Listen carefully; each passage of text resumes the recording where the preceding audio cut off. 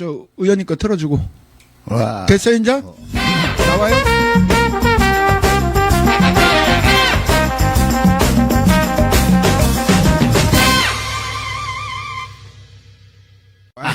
다 알아, 내가.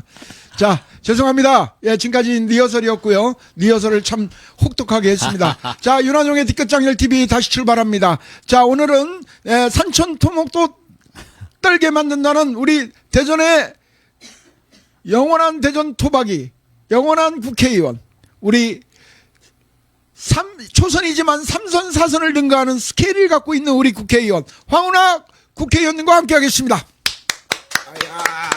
애를 먹네, 애를 먹어. 오늘 갑자기 그냥 선배님 오시니까 좋아요. 이제는 안 나와도 그냥 가는 거야. 자, 한 말씀 하세요, 우리 유튜브 방송자들에게. 여러분 안녕하세요. 예. 예, 제가 여기 4시 반에 왔는데요. 30분 동안 지금 리허설 했습니다. 네. 이제부터는 이제 본방이니까요. 네. 관심 가져주시고 잘 지켜봐 주세요. 오늘 뒤끝장렬 TV를 통해서 여러분들 인사드릴 수 있게 돼서 기쁘고 반갑고요. 우리 그 윤한용 진행자가 제 사랑하는 고등학교 1년 후배인데요. 네, 뭐 거칠고 세련되지 못하고 그렇지만 그래도 순수하고 열정적인 그런 모습을 제가 많이 봤습니다. 서초동에도 많이 갔었고, 예, 이렇게 뭐 어쨌든 굉장히 열정적으로 활동하는 모습 보면서 저런 사람들이 다 모여서 또 거대한 그 힘을 만들어서 세상을 변화시킬 수 있다. 저는 그런 믿음을 갖고 있고요. 항상 응원하고 있습니다. 여러분도 뒤끝장렬 TV 많이 응원해 주세요. 아이 뭐 보는 이 별로 없고 찾아주는 이 별로 없고 반겨주는 이 별로 없는 방송이나 뭐 별로 신경들로 안 쓰는데 오늘 제가 황운하 선배님한테 부탁을 했어요. 아니 선배님 저 다른 거 못 도와주더니 이런 거나 좀 도와주세요. 뭐 시청자 수 좀 올리게 했는데 와서 방송하다 우리 영상 감독이 예, 이 노트북을 제가 며칠 전에 누구 빌려줬거든요. 방송한다고 그래갖고. 빌려줬더니 이놈의 새끼가 그냥 싹 버려놨어요. 그래갖고 내가 아주 화가 나 죽겠어요. 자, 하여튼 그건 죄송하고요. 선배님, 하여튼 요번에 기각된 걸 저는 뭐 당연한 거지만 뭐 환영한다고 해야 되나? 예. 박수 칠 일도 아니에요. 당연한 거죠. 예, 뭐 당연한 이제 다 끝난 거죠. 이제 예, 없죠. 당연한 거고, 예. 이제 또, 하나 남은 거 있다, 하나. 예. 울산 고래고기 어떻게 됐어요? 예, 울산 고래. 맞아요. 그 검찰이 이제 예. 그 저의 선거 출마 또는 예. 당선 예. 또는 의정 활동을 막으려고 예. 계속 이게 우리 허들 경기에서 보면은 예. 이 허들을 계속 설치해 놓은 것 같아요. 예. 제가 하나하나 지금 넘어가지고 장애물 하나하나 넘어가고 있는데요.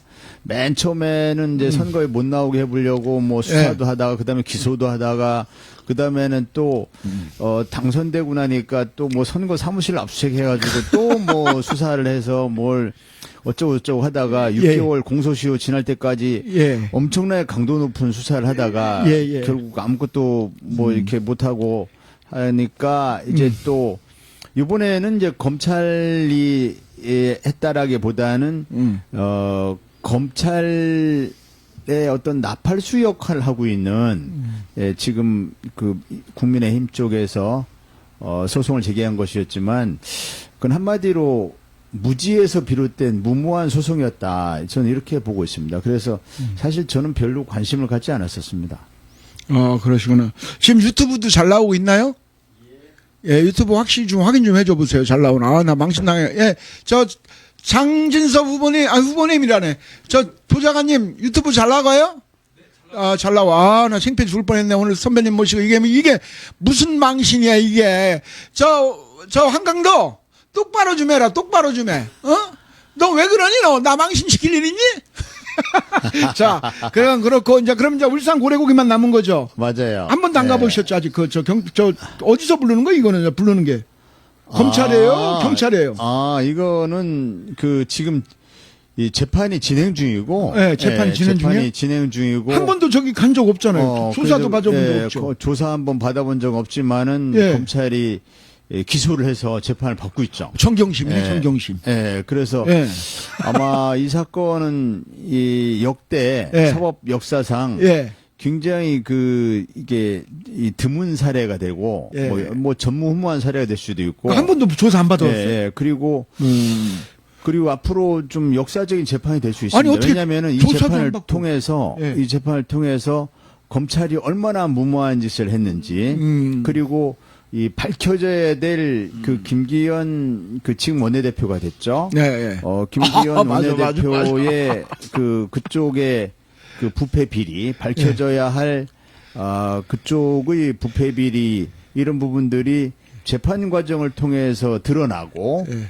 또 검찰이 어떻게 있는 죄는 덮고 없는 죄는 만들었는지 이런 것들이 이제 재판 과정에서 하나씩 드러날 수 있거든요. 예. 굉장히 재미있는 재판 과정이 될 것이고, 그리고 이제 아마 상당히 오랜 기간 재판이 될 겁니다.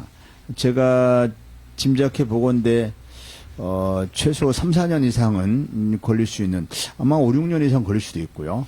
그 정도 긴 시간의 재판이 진행이 될 것 같고, 그 과정에서 검찰이 얼마나 잘못된 조직인지 그 하나하나 드러날 수 있는 좀 흥미로운 과정이 될 것 같습니다. 아, 그러니까 아니 한 번도 진짜 조사 안 받았어요? 예, 아니 조사도 한 번도 없이 어떻게 예, 재판을 가요? 저는 검찰한테 그렇게 많은 공격을 받는 것 같지만 지금까지 단 한 번도 검찰에서 조사 받아본 적이 없습니다. 아니 그 예전에 무슨 저 경찰 저기로 계실 때도 그랬어요? 예, 한 번도 조사? 검찰에 가서 조사 받아본 적이 없어요. 뭐 그만큼 저기 뭐 처분 받은 게 하나도 없네. 그 조사 검찰이 피하는 건가? 예, 조사도 많이 하고 했지만 한 번도 오라고 한 적은 없어요. 아니 근데 어떻게 이번에 울산 고래고기는 정확하게 말하면 그 얘기를 먼저 한번 여쭤보고 싶습니다, 선배님. 고래고기. 예, 아니 그 고래고기는 이제 제가 이제 선배님 가기 1년 전에 있던 일들이 이제 터져서 결국은 창고에 짱 박아놨는데 그게 그러니까 없어진 거잖아요. 예, 그거를 이제 그쵸 경찰이 압수해서 예. 검찰로 보냈는데 예. 검찰이 이제 업자들의 요구에 따라서 그걸 다시 돌려준 거예요. 돌려주면 안 되는 거잖아요. 돌려준 작물을. 게 작물인데 예. 돌려줬는데 예. 그게 한 30억어치 돼요. 그것이 이제 업자들에게 굉장히 큰 부당한 이익을 주게 된 것이고 불로소득이죠. 불로소득. 예. 그렇죠. 불법적인 예. 작물에 대한 그런 작물. 것이죠. 예. 그래서 예.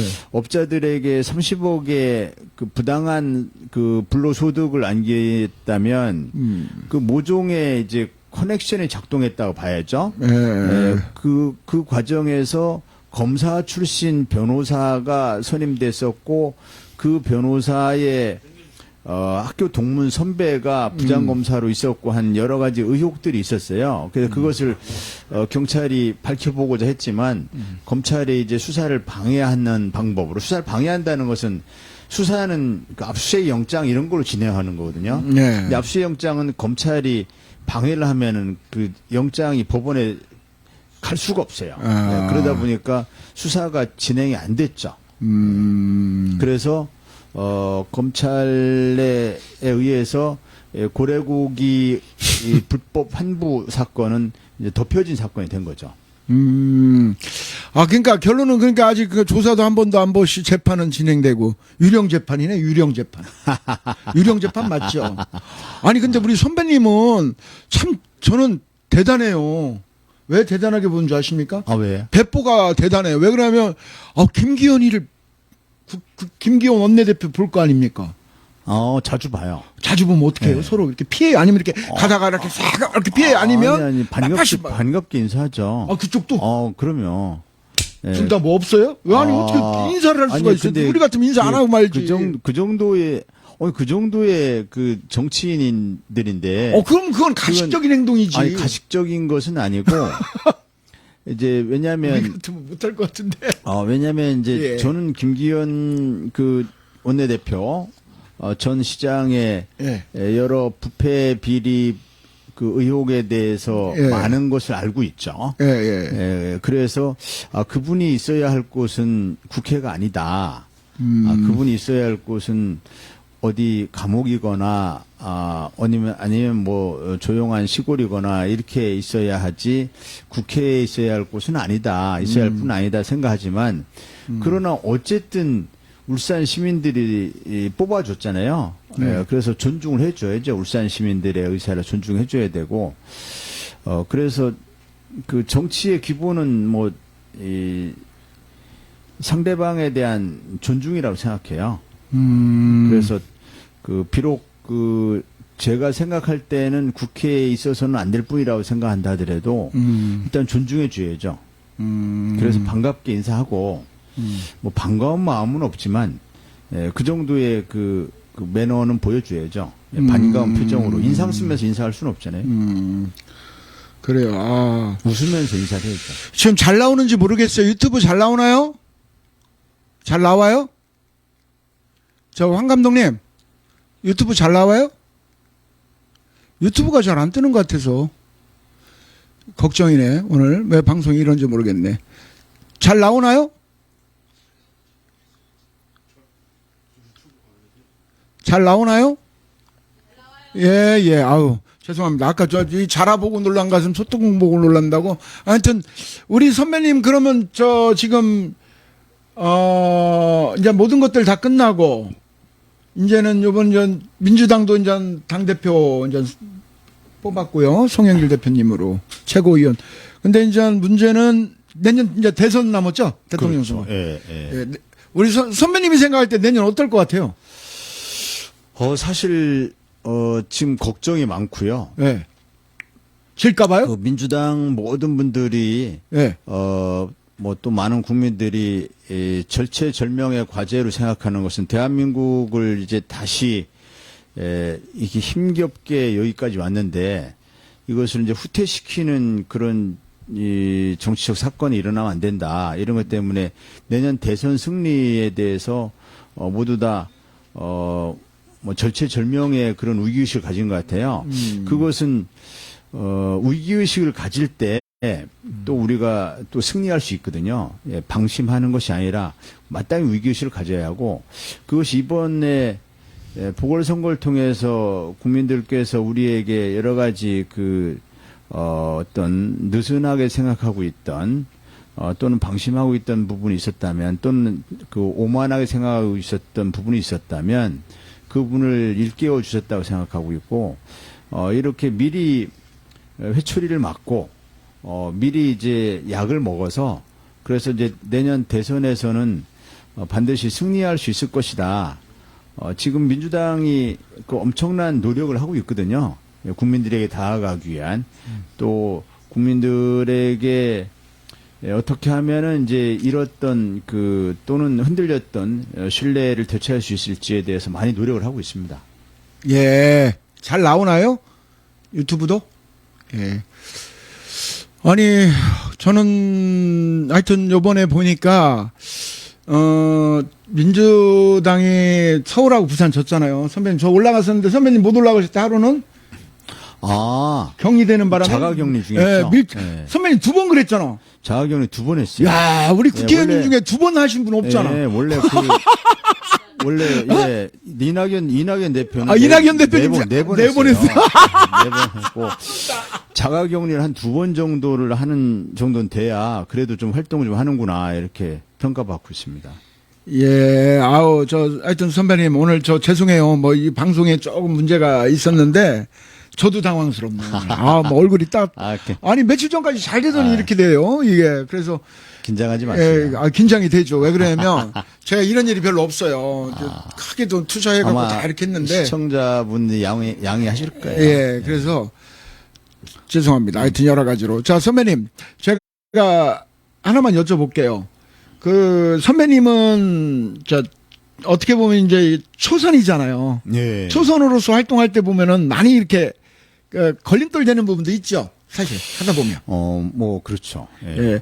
솔직히 제가 하나 여쭤볼게요. 예. 경찰청장 할 때가 좋아요. 국회의원 할 때가 좋아요. 경찰 할 때가 훨씬 좋죠. 아. 예. 그것은, 할 수만 있다면 예. 정치는 하지 말아라 예. 하는 것이 노무현 대통령의 당부사항이었어요. 예. 그때 노무현 대통령이 정치하지 말라는 이유가 한 3가지쯤 있었어요. 예. 첫째는 여러 사람들한테 신세지게 된다. 빚을 지게 되는 거예요. 예. 근데 물론 이제 그 중에는 노무현 대통령이 정치할 때만 해도 돈이 들어가는 선거, 돈 들어가는 정치가 많이 있었기 때문에 그런 부분을 좀 말씀하시긴 했지만 비단 경제적인 부분뿐 아니라 여러분들에게 신세질 수밖에 없거든요. 예, 그 부분이 하나 있고 또 하나는 이 친구 관계를 많이 망치게 된다. 친구를 많이 잃게 된다. 이런 그 부분이 또 하나 있었고 또 하나가 가족들에게 굉장히 미안한 일이 발생한다. 이거였는데 제가 짧은 기간 정치를 해보니까 이 세 가지를 실감할 수 있겠더라고요. 그래서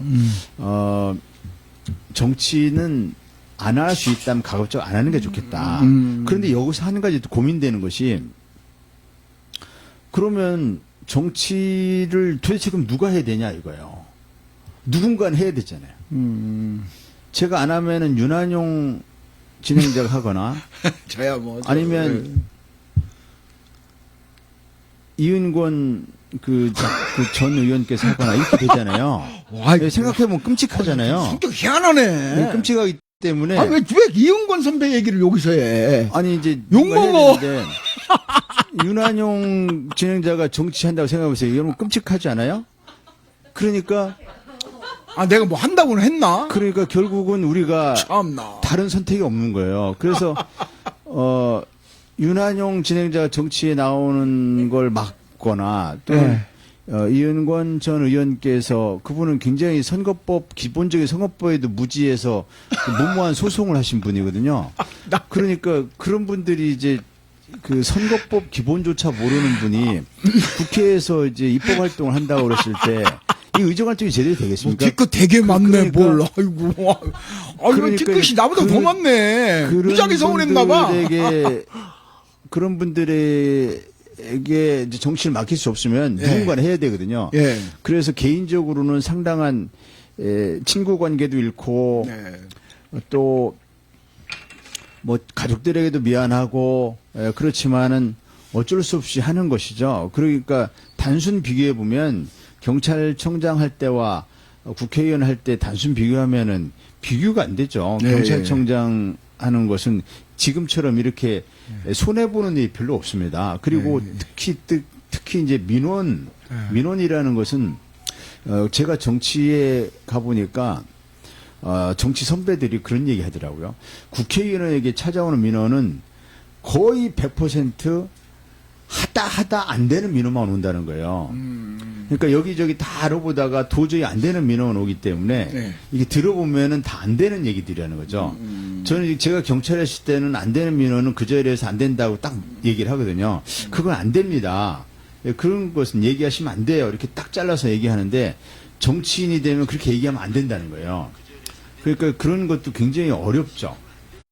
그래서 그 민원 처리도 어렵고 친구 관계에도 굉장히 손해보고 가족들에게도 미안하고 그렇지만은 제가 정치를 안 하면 윤한용이 하거나 이은권 전 의원이 하거나 이렇게 될 수 있잖아요. 그걸 막아야 되니까 어쩔 수 없이 해야 되더라고요. 아니, 나는 선배님 성격 희한하네. 왜? 네. 나를 왜 건드려? 나는 아니, 정치할 예를- 생각도 없고, 예를 선배님이나 열심히 도울 거고, 저는 내년 선거면 끝이에요, 이제. 왜 그러냐면, 선배님, 내년이면 제가 60입니다. 60. 선배님하고 한 끗 차이니까. 네. 그럼 선배님이 60 하나야. 그럼 내년에 이제 선거하고 끝내야지. 뭐 64대도 하고 세대돼요?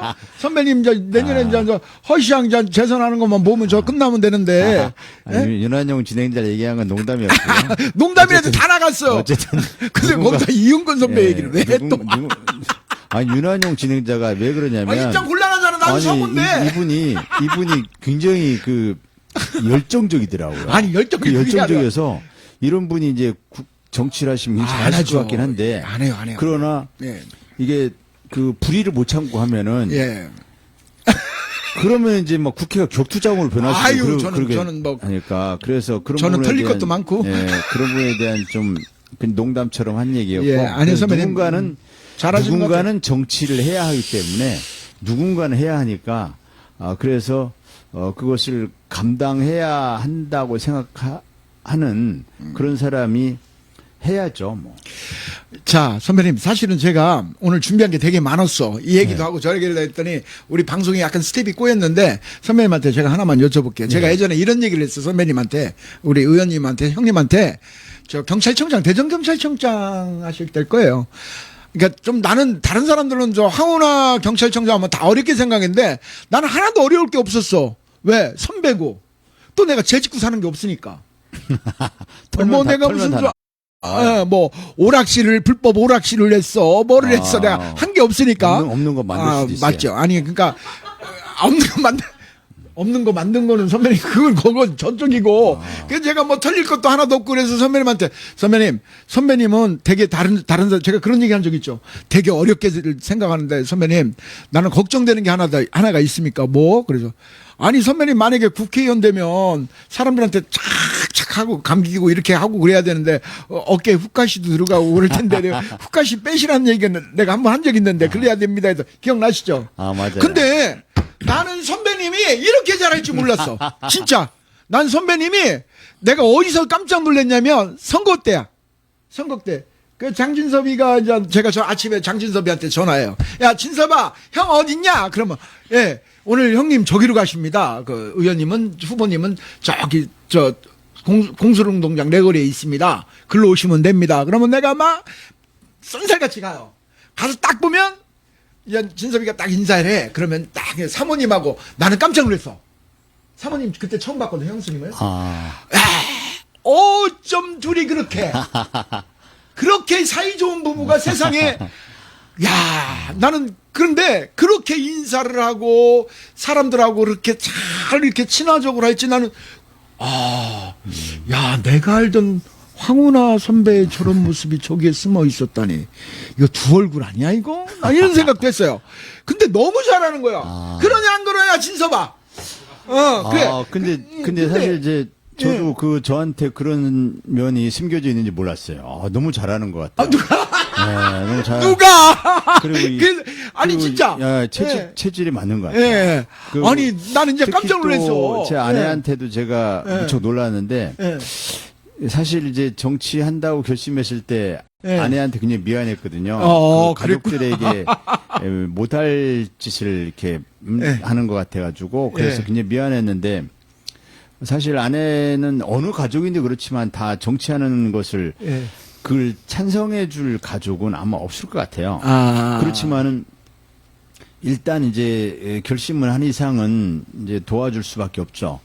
근데 도와주더라도 아무리 도와주고 싶어도 이게 체질에 잘 안 맞으면 이게 하는 게 쉽지 않을 것 같더라고요. 근데 아내가 그렇게 반대하면서도 막상 이렇게 도와주기 위해서 적극 나서니까 굉장히 적극적으로 또 즐거운 마음으로 하는데 무엇보다도 이게 체질에 맞아 하더라고요.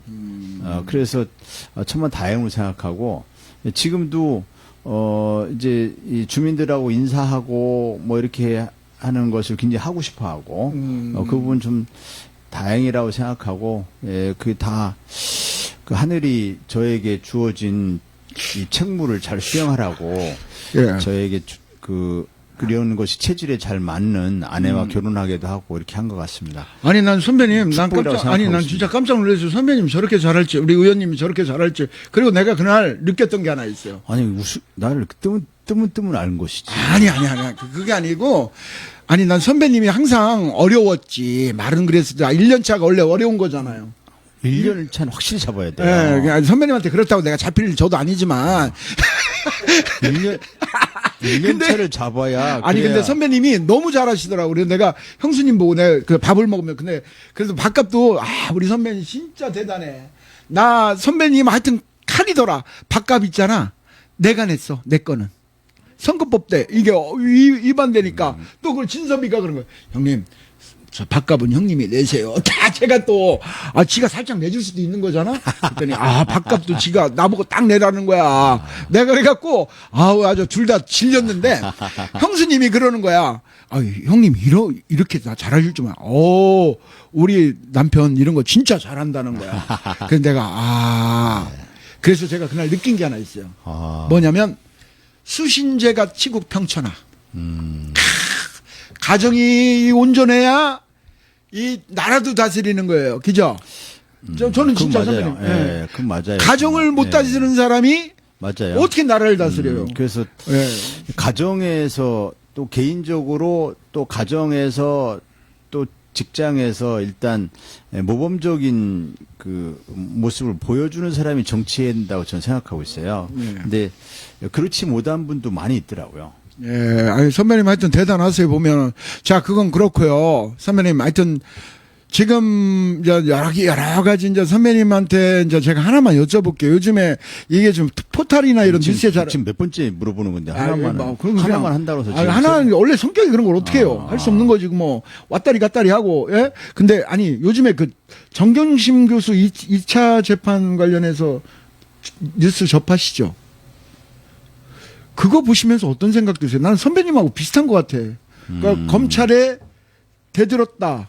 그 외쳤던 검찰 개혁을 외쳤던 사람들은 아주 피똥 싸잖아요. 지금 그러니까, 보면. 그러니까 그 정말 어이없는 일들이 벌어지고 있죠. 예. 네. 그거를 정말 보면서 어이없는 우리 일이에요. 선배님도 내가 연상했는데, 야, 우리 선배님도 보이지 않는 손들에 의해서 엄청나게 씹혔겠구나 이런 생각을 많이 했어요. 이제 그 검찰이란 제도가 굉장히 잘못된 제도인데 예. 오랫동안 이 잘못된 제도에 국민들이 익숙해 있어요. 그리고 검찰은 지금 이제 우리 사회의 최상층부를 형성하는 이제 기득권 층부를 형성하는 이제 기득권 카르텔의 중심에 있어요, 검찰이. 예. 그러다 보니까 이 검찰, 그다음에 보수 언론, 그다음에 보수 정치인들, 여기에 재벌, 뭐 기타 등등 이 기득권들을 가진 예. 이 사람들이 사실상 동맹을 맺고 예, 검찰에 대한 그 검찰의 개혁 또는 그 검찰 개혁을 요구하는 목소리 또는 이제 검찰의 오류에 대한 비판 이런 데 대해서 총력 방어를 하고 있거든요. 네. 그러니까 검찰이 굉장히 어이없는 그 잘못을 저질러도 이것이 국민들에게 전달될 때는 여러 단계를 거쳐가지고 이게 굉장히 순화되거나 또는 제대로 전달이 안 돼요. 그리고 뭐 검찰이 그 할 만하니까 했겠지 뭐 예컨대 그 정경심 교수에 대한 건도 그렇고 뭐 이른바 울산 사건도 그렇고 뭐 검찰이 문제가 있으니까 하지 않았겠어? 이렇게 이 검찰의 잘못에 대해서 제대로 인식하고 있는 국민들이 네. 좀 적죠. 예, 그래서 검찰 개혁이 그만큼 어려운 건데 왜냐하면 검찰이 그 자신들의 잘못에 대한 비판을 수사의 중립성이다 독립성을 침해하는 걸로 이렇게 호도를 하고 보수 언론들이 검찰이 살아있는 권력을 수사하니까 정권이 검찰에 대해서 뭐 공격하고 개혁하려고 하는 것으로 이렇게 포장을 해가지고 자꾸 여론을 그쪽 방향에 몰고 가니까 검찰의 이 잘못된 부분들을 국민들에게 제대로 전달이 안 되는 거죠. 그러시구나. 정경심 교수 사건도 상식에 반하는 너무나 상식에 반하는 어이없는 일이고 또 이른바 검찰이 만들어낸 울산 사건 이런 것도 굉장히 상식에 반하는 일이거든요. 네. 굉장히 그 지극히 정상적이고 마땅히 해야 할 그 청와대에서 범죄 첩보를 받아가지고 그 관련 기관에 넘겨서 그것이 정상적으로 수사가 진행된 이런 과정이었는데 검찰이 이것을 덮고 싶으면 덮고 그리고 이거를 그 엉뚱한 무슨 함영 수사로 이렇게 어떤 시나리오를 써가지고 그럴듯하게 이렇게 언론에 이거를 언론 플레이를 하면은 그 부분들이 사실인 양 막 언론에 보도가 돼요. 그러면서 그 검찰이 얼마나 어이없는 짓을 했는지는 잘 모르죠. 잘 모르고 검찰에 의한 애꿎은 피해자들 조국 전 장관의 같은 장관 그 부부 사건 같은 경우도 이제 스스로들도 그렇게 표현했지만 이른바 멸문지화라고 그 집안 가문 전체가 완전히 이게 뭐 폭망한다 할까? 폭망한다는 표현이 좀 맞는 것 같은데 그렇게 완전히 이 괴멸되는 수준으로 완전히 그러니까 분해되는 수준, 완전히 망가져서 없어지는 수준 그런 수준의 화를 당하잖아요. 그럼에도 불구하고 검찰이 얼마나 끔찍한 잘못 저지르는지는 잘 모르고 있는 거죠. 저는 선배님, 진짜, 지금, 검찰은 또 그래요. 그렇게 해서, 검찰 개혁을 외치고, 했다고 해서 조국 장관을 그렇게 한 것까지는 하여튼 그것도 진짜 나쁜 거지만, 근데 그 부인되는 분한테는 너무 가혹한 거 아니고 또 이거를 걸러줘야 될 1심 재판부가 어쩜 그렇게 최성의 그 왔다리 갔다리 한 말의 신빙성도 없고, 그런 사람의 말만 믿고, 그리고 또 컴퓨터도, 주지도 않고, 압수해간 것들에 대한 그런 것들 한 번도 변호인 측에서 반론을 제기할 수 있는 것들을 하나도 안 주고 그렇게 재판을 일방적으로 끌어가서 징역 4년에 법정 구속을 시키는 1차 재판부도 진짜 엉터리 아닙니까? 이렇게 보면? 우리가 생각했던 것보다는 형사사법제도는 예. 그 여러 가지 그 흠결이 많고요. 또 공정하지 않은 경우도 많죠. 그래서 형사사법제도의 개혁이 이제 끊임없이 이렇게 주장되는 요구된 이유가 그런 것 때문인데, 그래서 형사사법제도가 조금 더 공정해지기 위해서는 형사사법제도가에도 민주주의 원리가 적용돼야 돼요. 민주주의 원리라는 것은 지금 우리가 그 행정부와 입법부는 국민들이 선출을 해서 이른바 민주적 정당성이 확보되는 영역이란 말이죠. 우리가 행정부의 수반인 대통령을 선거로 뽑고 또 입법부의 구성원인 국회의원들을 선거로 뽑아요. 그래서 이제 국민들의 직접 선거의 선출에 의해서 행정부도 구성하고 입법부도 구성하는데, 또 하나의 축인 사법부는 우리가 뽑아주질 않았어요. 네, 그렇죠. 예. 그 선출되지 않은 권력인데 굉장히 막강한 권한 행사예요. 그런데 우리나라는 특히도 이 형사사법 영역이 과잉돼 있어요. 수사권도 과잉돼 있고 재판부의 권한도 굉장히 과잉돼 있어요. 이것을 국민들에게 돌려주는 과정이 필요한데, 그것이 바로 이제 재판부로 보면, 법원으로 보면 법원의 국민 참여 제도를 도입하는 거죠. 이른바, 그렇죠. 이른바 미국식? 배심을 말하는 거죠. 미국식. 배심을. 그래서 기소 여부의 판단도 배심에 맡기고, 그다음에 유무죄 여부도 배심에 맡기는 거예요. 맞아요. 그렇게 가야 되죠. 앞으로는 이제 그런 방향으로 법원 개혁이 이루어져야 해요. 그렇지 않고 이 사법 관료들에 의해 이 시험 봐서 뽑아놓은 사법 관료들에게 맡겨놓을 경우에 이와 같이 비상식적인 판결이 앞으로도 나올 수 있죠. 맞아. 제가 만약에 정경심 재판을 국민 참여 재판으로 했다면 저는 무죄가 나왔을 거라고 저는 확신해요. 일반 이 법이라는 게 상식을 기초로 하는 거잖아요, 그죠? 법 상식이라고 그러는데 그게 너무 그게 너무 정말 눈물 나게 정말 마음 아프고 지금도 법적. 근데요, 가만히 보면 선배님이나 조국 전 장관 같은 분들이 있었기에 지금 이 검찰 개혁도 여기까지 온 거 아닙니까? 저는 그렇게 생각합니다. 그러니까 검찰의 문제를 조국 전 장관 사례나 울산 사건 사례가 검찰 개혁의 당위성, 필요성을 이렇게 제대로 보여준 사건이 됐죠. 그래서 검찰 개혁에 대한 국민들의 어떤 여론 또는 국민들의 어떤 목소리 이런 것이 모아지는 계기가 됐죠. 그렇지 않았으면 여기까지 오기도 어려웠을 거예요. 검찰 개혁이 정말 아직은 멀었지만 그래도 여기까지 오게 된 것이, 그래도 공수처도 만들어지고 요즘 검찰 하는 짓들을 보세요. 공수처를 무력화시켜 보려고 난리들이에요. 그만큼 검찰 개혁이 어려워요. 공수처 만들어놨는데 공수처가 사실 고위공직자 비리에 대한 그 감시 견제 기능이긴 하지만 그 핵심은 그 검찰 권력에 대한 감시 견제거든요. 그건 다 알고 있잖아요, 국민들이. 그것도 애초에 입법 취지가 그러하고. 그런데 검찰이 지금 견제받고 있나요? 공수처를 무력화시켜 보려고 난리들이에요.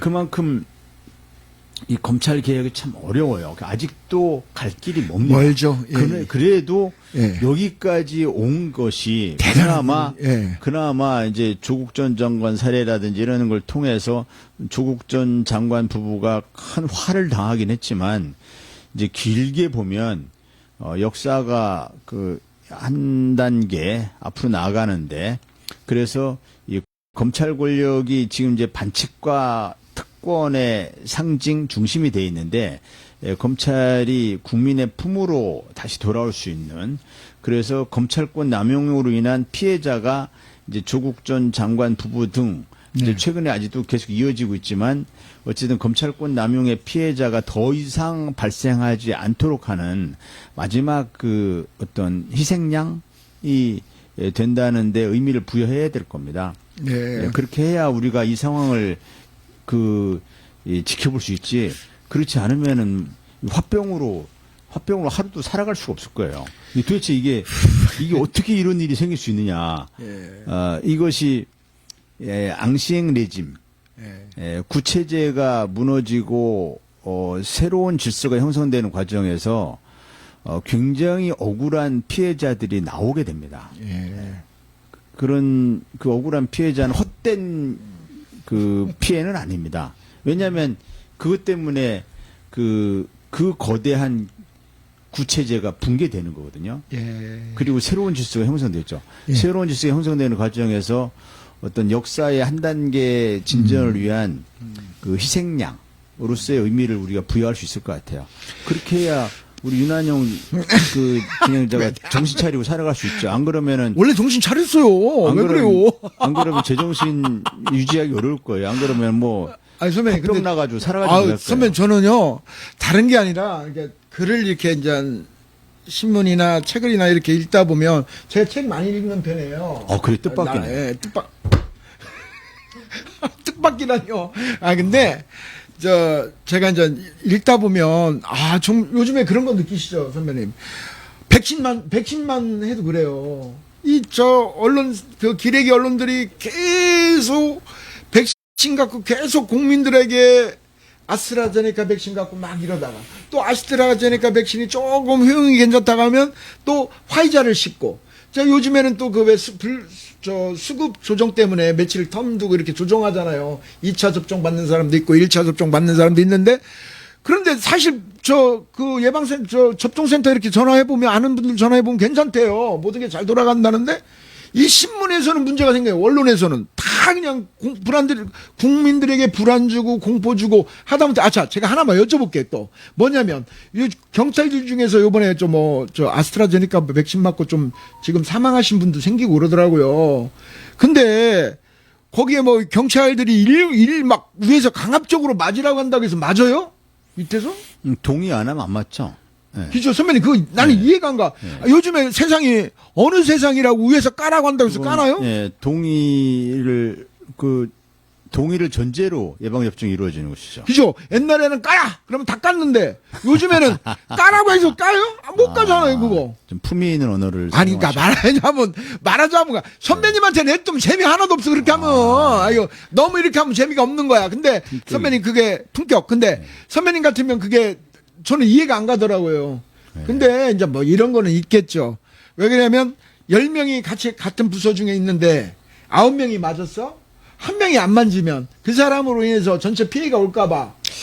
그렇죠. 이제 경찰관으로서 사명감이겠죠. 그렇죠. 사명감이겠죠. 사명감 때문에, 사명감 때문에 방역 일선에 종사하는 공직자들이잖아요. 경찰관, 소방관, 뭐 또 의료진 이런 분들은 본인들의 사명감 때문에 맞는 것이죠. 예방접종하는 것인데 어쨌든 그리고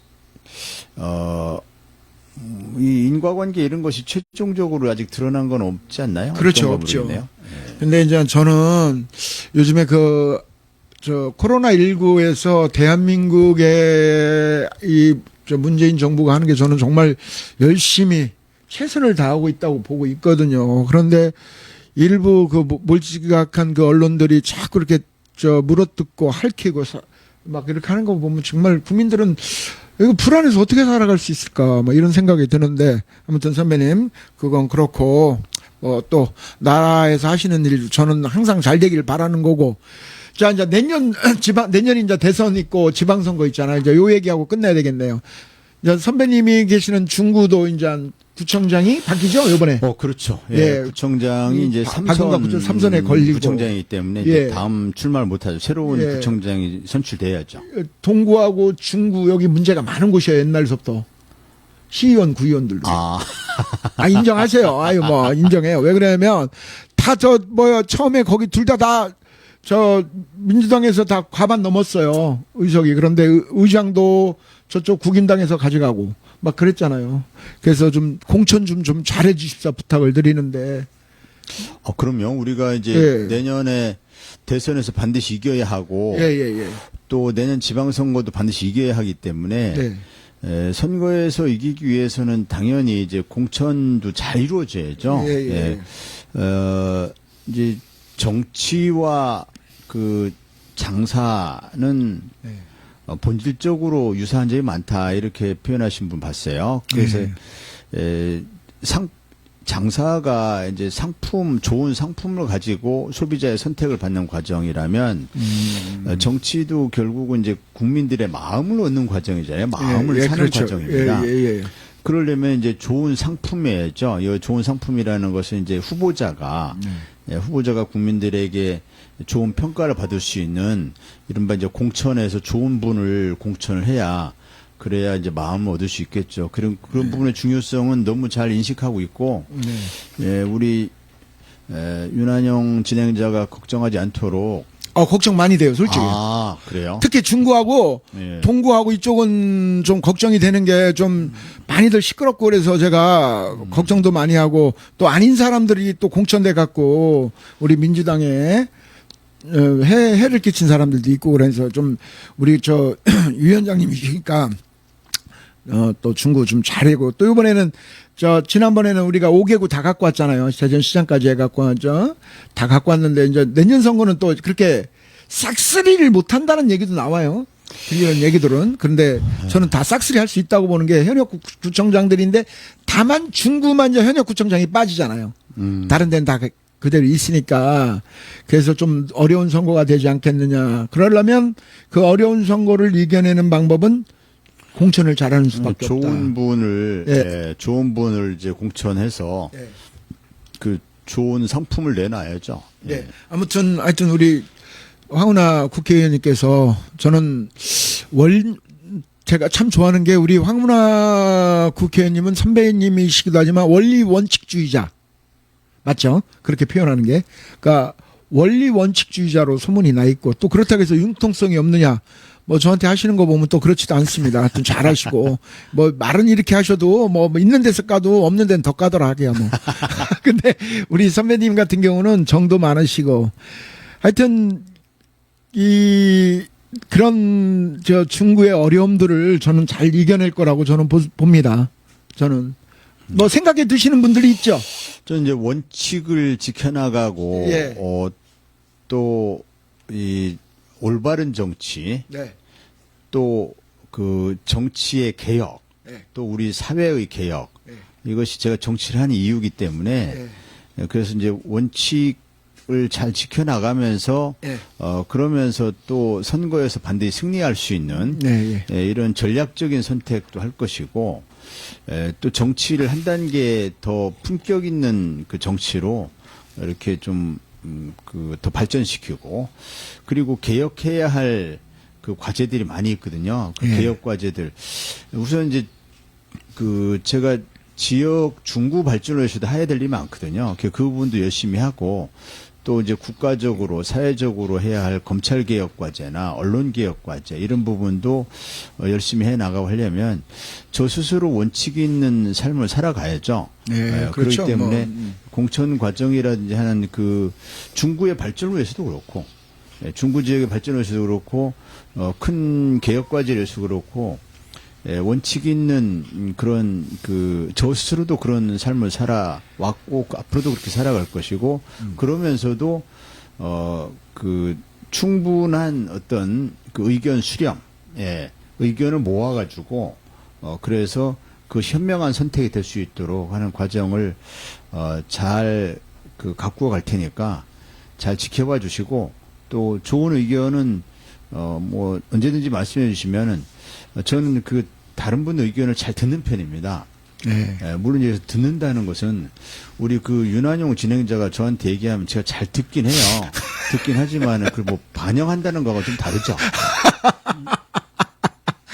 꼭 그렇게 나를 그냥 잘 듣고 잘 반영. 저를 너무 편하게 생각하시는 것 같아요. 1년 후배라고. 근데 선배님, 하여튼 우리 선배님은 사실 우리 서대전고등학교 입장에서 보면 진짜 전설적인 인물이고 신화적인 인물이죠.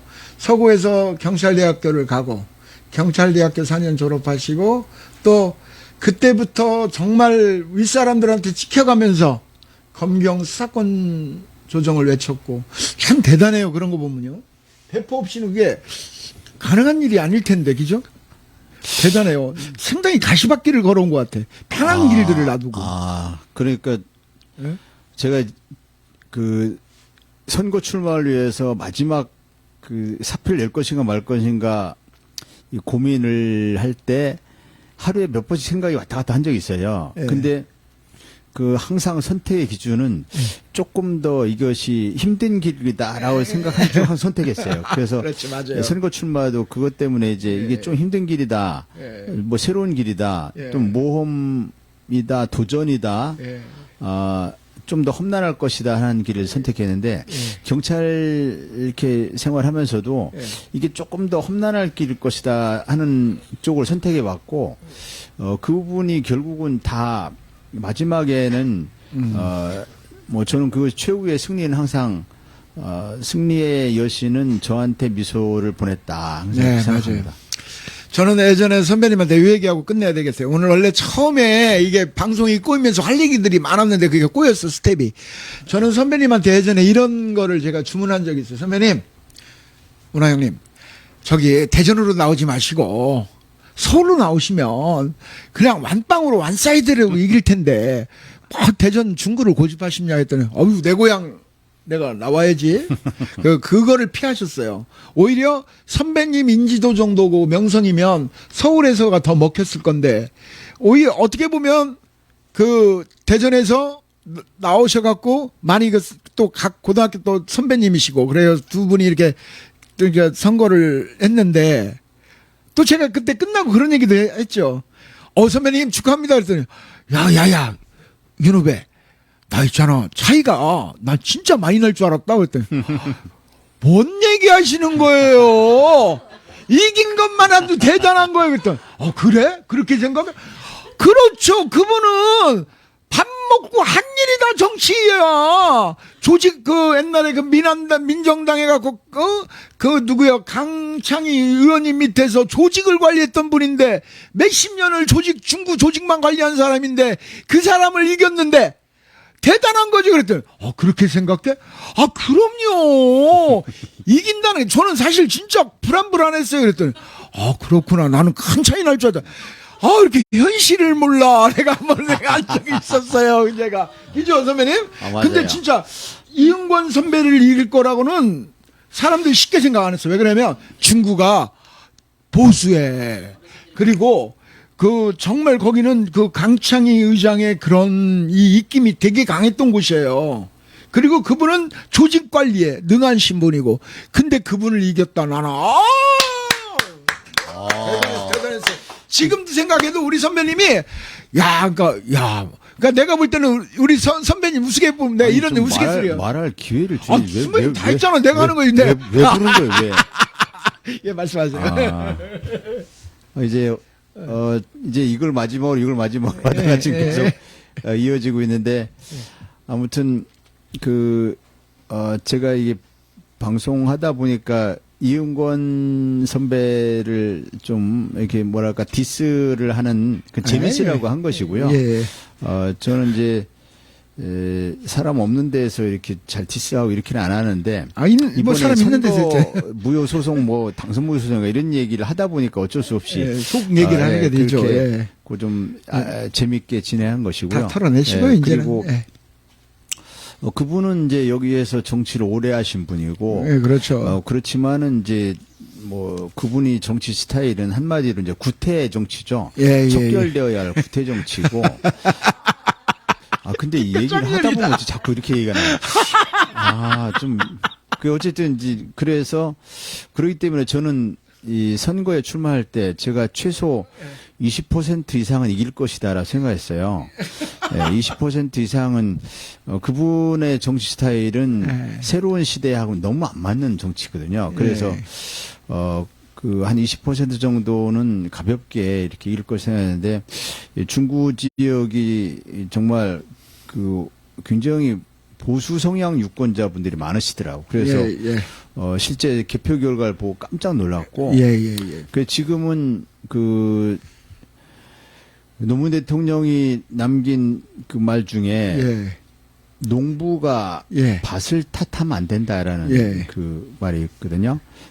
그래서 우리 유권자분들에게 어쨌든 더 정성스럽게 설명드리고 더 낮은 자세로 다가가서 그래서 이분들에게 마음을 얻는 그런 노력을 더 많이 해야겠다라는 그 다짐을 하고 있습니다. 네.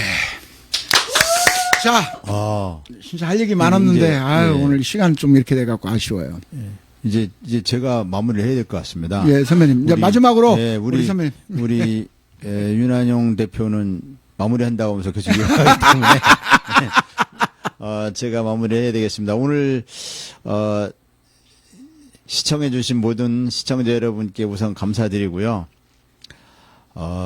제가 진행 과정에서 재밌으라고 한 말씀 그거에 대해서 너무 뒤끝 갖지 마시고 그리고 앞서 말씀드린 것처럼 여러분들에게 이제 결코 그 실망을 드리지 않는 이왕 정치를 시작했으니 실망을 드리지 않는 정치인이 되겠습니다.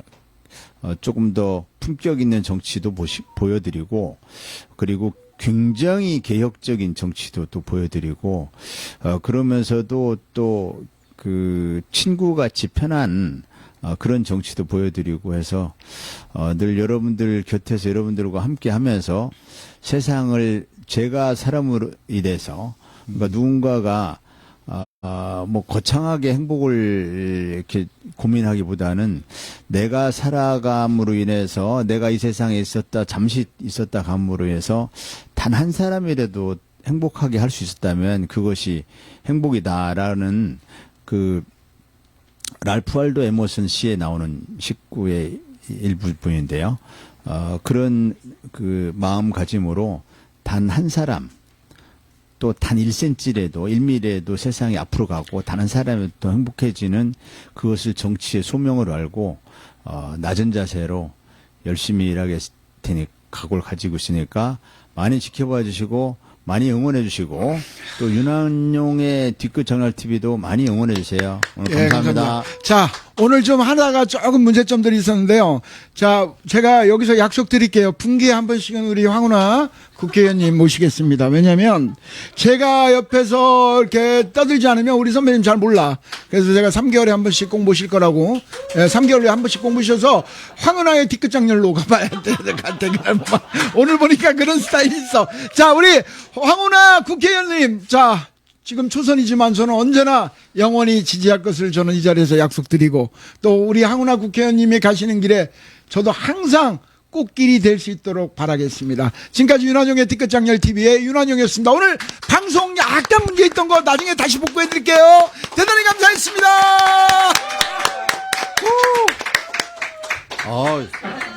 대단히